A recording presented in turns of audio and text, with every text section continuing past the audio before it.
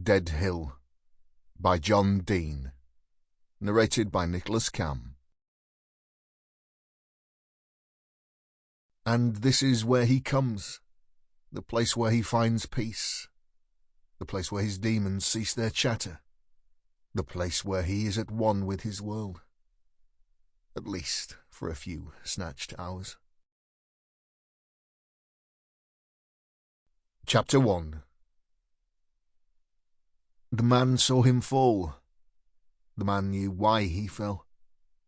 The man heard his sigh as he stumbled and threw up an arm before pitching forwards to hit the ground. The man glanced round to the abandoned quarry to see if anyone else had seen it happen.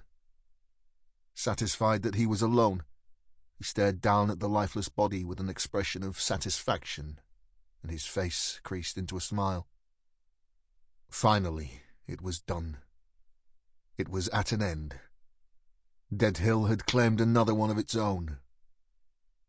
After a few seconds, the man turned and walked briskly out across the windswept fell. Soon the gathering mist swallowed him up. It was as if he had never been there.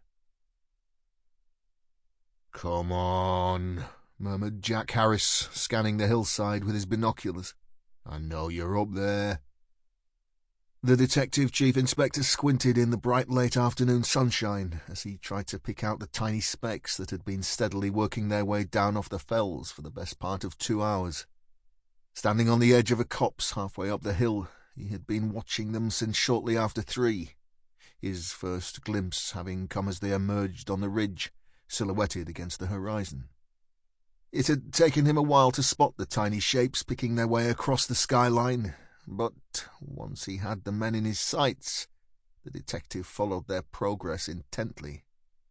Occasionally he would lose sight of them when scudding clouds blotted out the sun, sending long shadows snaking across the slopes.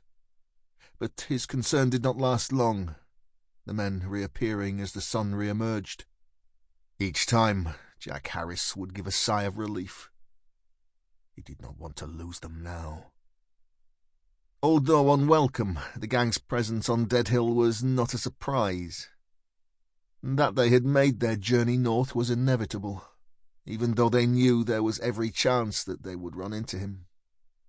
With nothing to do but watch and wait, Harris reflected on how he had been warning anyone who would listen that the force needed to take action to prevent the men committing the outrage on its patch. Even if the top brass did not share his passion for protecting the Golden Eagles. Sample complete. Ready to continue?